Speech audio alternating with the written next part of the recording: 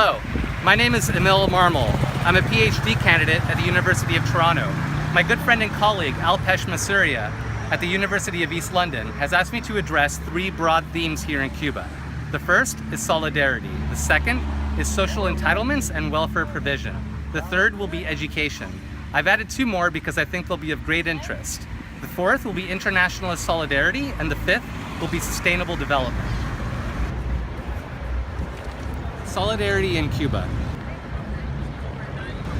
Solidarity is one of the foundational principles of the Cuban Revolution. Solidarity in Cuba manifests itself both externally and internally. Externally, the Cuban government demonstrates its solidarity by providing doctors, educators, engineers, and specialized technicians when needed by other countries.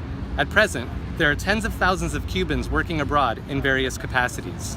Recently, Cuba was pivotal in the containment of Ebola in West Africa. The contingent that traveled to West Africa received the Dr. Lee Jong-wook Memorial Prize, an international award for public health given by the World Health Organization.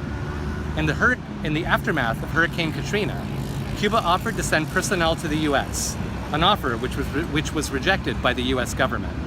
These aforementioned services were provided free of cost to foreign countries until the collapse of the Soviet Union, which precipitated the Periodo Especial, or special period, a time of severe economic difficulty for the Cuban people. Since the special period, the Cuban government has instituted a variety of payment plans for foreign countries, ranging from full payment to cost splitting to no payment at all, depending upon the host nation's ability to pay. Those Cubans who work abroad receive a salary in their host nation. In addition to this, their Cuban salary continues to be paid and is collected by their family in Cuba for their own use.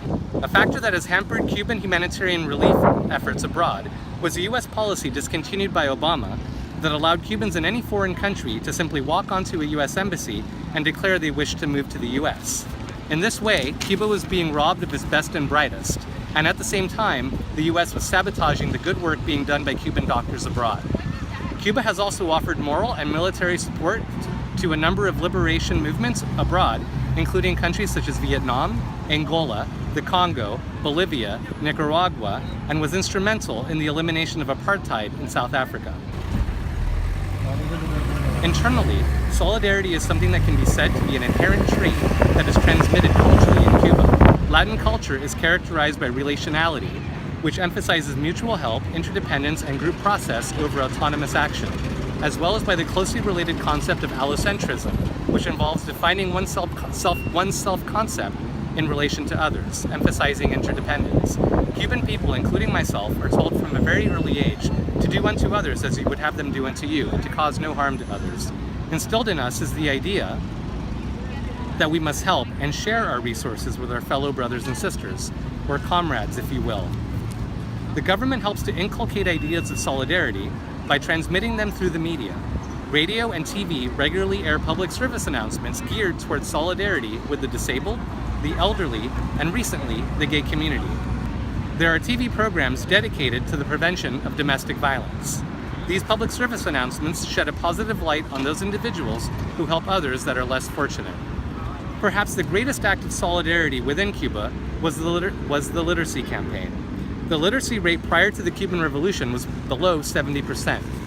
Immediately following the revolution, a literacy campaign was established which helped bring the literacy rate to 96% within 2 years. This literacy campaign helped to bring people together to work towards the common goal of educating the community. The Cuban literacy campaign has been exported to numerous countries around the world where it has been used to help millions to learn to read and write. It is a model to emulate. Even wealthy nations such as New Zealand have adopted its use. A final factor that has helped foster solidarity among the Cuban people is their abhorrence of the U.S. blockade.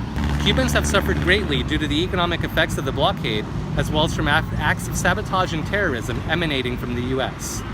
The Cuban population has had to work together to overcome the challenges posed by their historically hostile neighbor to the north. Social entitlements and welfare provision. The Cuban government favors and offers support to individual and cooperative initiatives to build homes. It nevertheless plays a central role in home construction. Despite government efforts, the number of housing units being built in the country is far from meeting the accumulated demand. There is a deficit in the housing sector due to decades of ongoing challenges, including the impact of hurricanes, aging of buildings, population increases, and the effects of the US blockade. The housing situation has worsened in Cuba, particularly in some areas such as Old Havana, Cerro, and Centro Havana. Because old buildings collapse or they're in such bad condition that for safety reasons, families are moved to temporary facilities. In an effort to resolve these problems and to prevent homelessness in the country, the Cuban government has created shelters and other temporary housing facilities.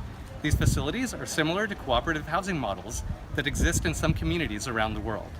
The actions of the Cuban government have provided suitable living conditions for the population and have very nearly eliminated homelessness across the country. In Cuba, one does not see anywhere near the level of homelessness present in other countries, including wealthy nations such as the US or UK. In spite of great efforts made by the Cuban government, there are some, albeit very few, homeless people.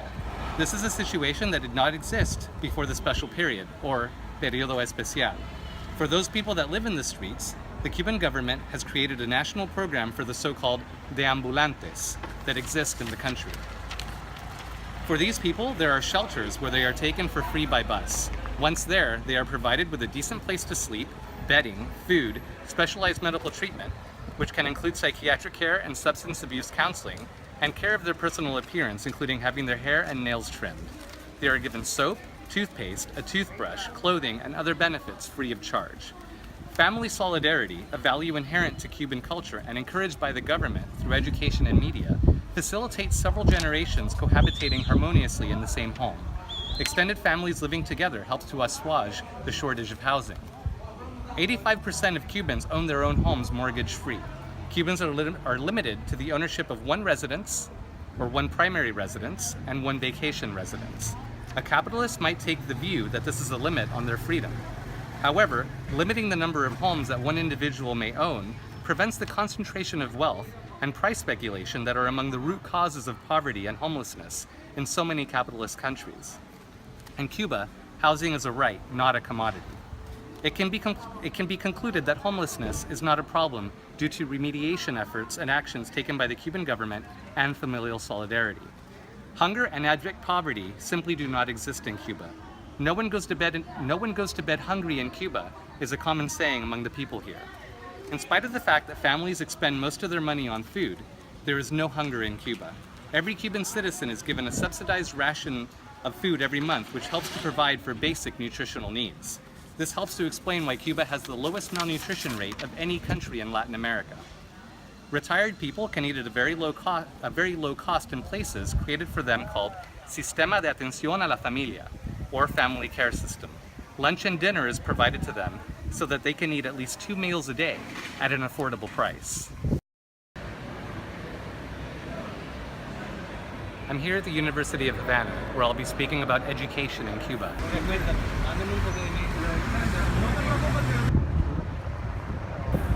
Education is completely free in Cuba, from primary school to graduate school.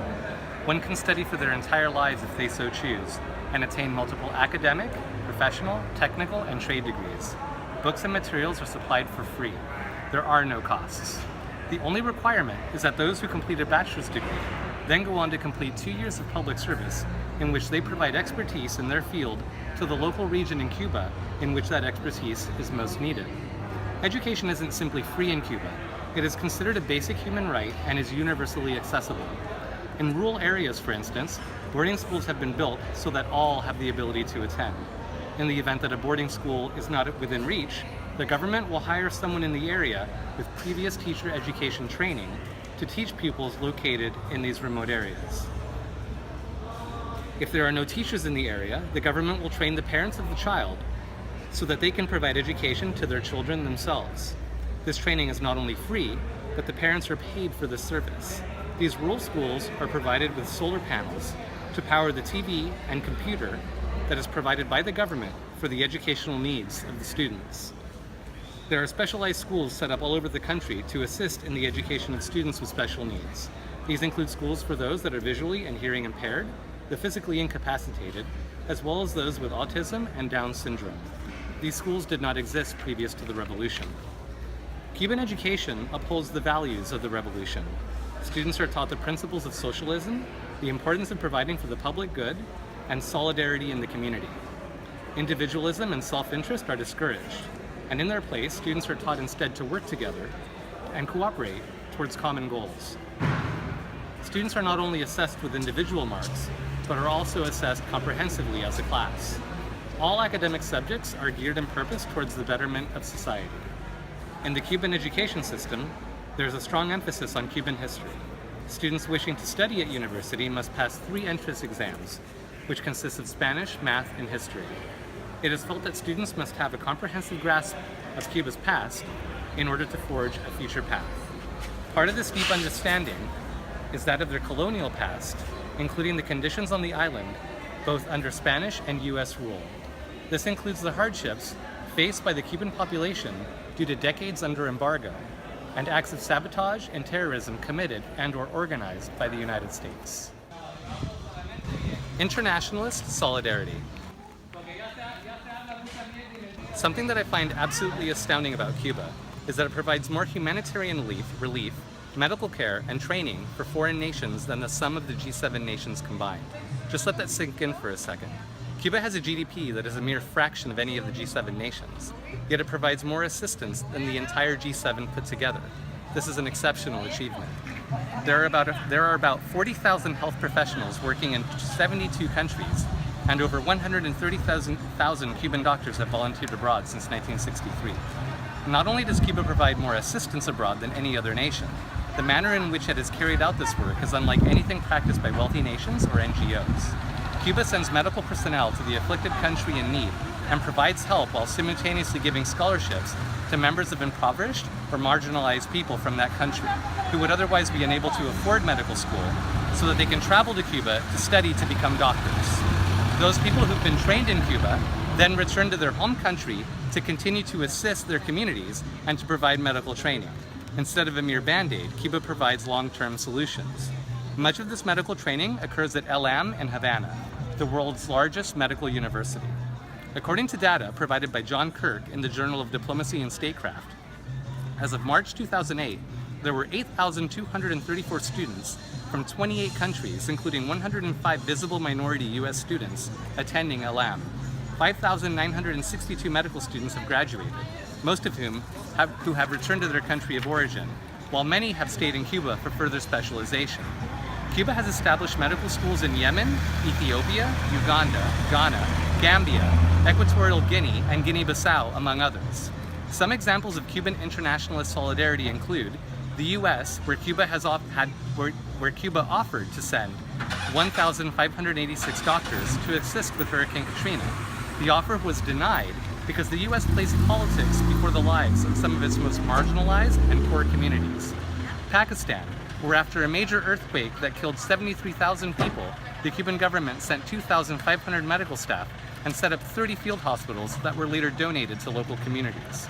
In recent years, Cuba has sent 688 medical staff to Guatemala, 602 to Bolivia, 135 to Indonesia, and smaller groups to China, Peru, and Mexico after major disasters in those countries. Through Operation Miracle, 1.31 million patients from 33 countries have received eye surgery at no cost.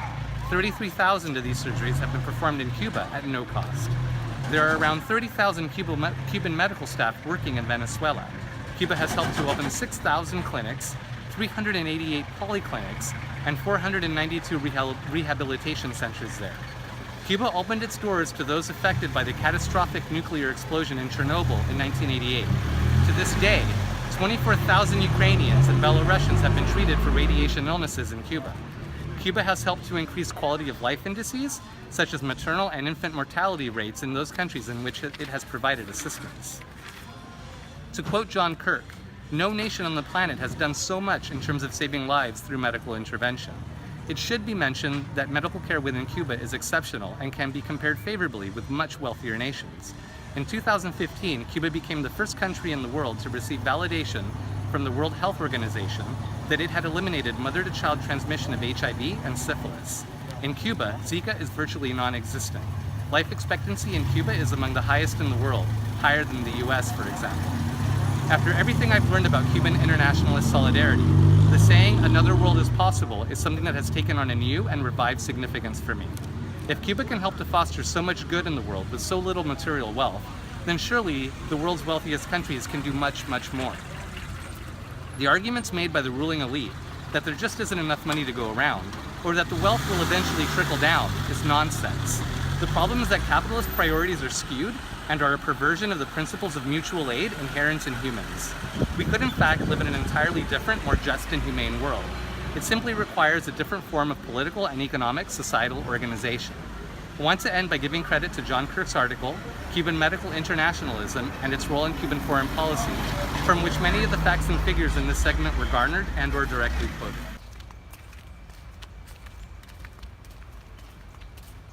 The high degree of sustainable development in Cuba is testament to the political will and actions taken by the Cuban government to protect the environment and the model of society that has been created in the country. The vision for sustainable development in Cuba is particular in that it is human-centered. Another distinct aspect of the conceptualization and day-to-day application of sustainable development in the Caribbean island is equity as an essential part of development and social justice. Cuba has received a significant amount of praise, both by the media and international organizations, for the sustainable practices adopted by the country over the last few decades. For instance, in 2006, the World Wildlife Fund for Nature declared Cuba the only country to have achieved sustainable development. Cuba often tops lists of sustainable or green countries. According to Yale and Columbia universities, the most sustainable countries in the world in 2012 were Iceland, Switzerland, Costa Rica, Sweden, Norway, Mauritius, France, Austria, Cuba, and Colombia. Cuba ranks 12th out of 151 countries in the Happy Planet Index, which measures experienced well-being in terms of life expectancy and ecological footprint. Cuba's success is the result of a combination of government policies adopted since 1959 and its responses to the circumstances of the 1990s, when Cuba's economy was severely impacted by the fall of the Soviet Union and the ensuing collapse of the Eastern Bloc of socialist countries, which marked the end of the Council for Mutual Economic Assistance. Cuba has had a number of successful policy responses to deal with the economic crisis, culminating in the 2006 energy revolution. The island nation has been remarkably successful at revitalizing its energy sector over the last 2 decades, significantly increasing efficiency and reducing energy intensity and emissions. In terms of energy intensity, in 1971, the Cuban economy needed 4.3 barrels of oil equivalent, while in 2012 it needed only 1.5 barrels of oil equivalent to produce the same amount of GDP. Between 2006 and 2013, Cuba's GDP increased 41%, while fuel consumption decreased by 6%.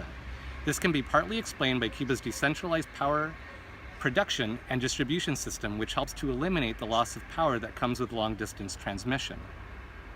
Recent data of CO2 emissions support the argument that emission levels have been decreased over the same time frame. According to the journalist Craig Watson, there is little argument that Cuba is home to the most valuable demonstration of chemical-free farming in the world.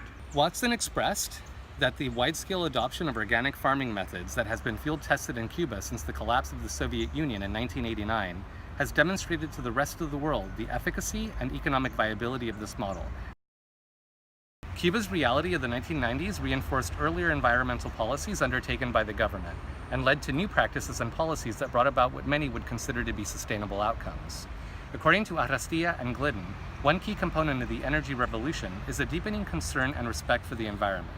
They mention some indicators of a cultural shift in the state's decision-making, particularly cancellation in the 1990s of 2 large power projects because of environmental concerns. The first was a peat mining project in the Zapata Swamp, Ciénaga de Zapata, a wetland considered a Ramsar site, International Agreement for Wetlands Protection. The second would have been a 360 megawatt hydroelectric project on the Tajo-Tabajo rivers in the Alejandro de Humboldt National Park. Both projects would have helped the country to meet energy demands during the worst years of the 1990s, but political will towards environmental protection impeded their construction.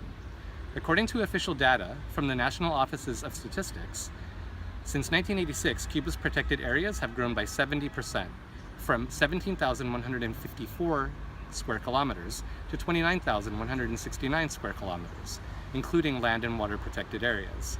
One of the most important ecological problems of Cuba have been deforestation. It is said that when Christopher Columbus arrived in the late 15th century, At least 90% of the island was covered by woodlands. When the revolutionary forces defeated Batista's dictatorship in 1959, only 14% of the national territory was covered by forests. In 2015, the area covered by forests was 30.6%, a remarkable increase of more than 30% since the beginning of the revolution.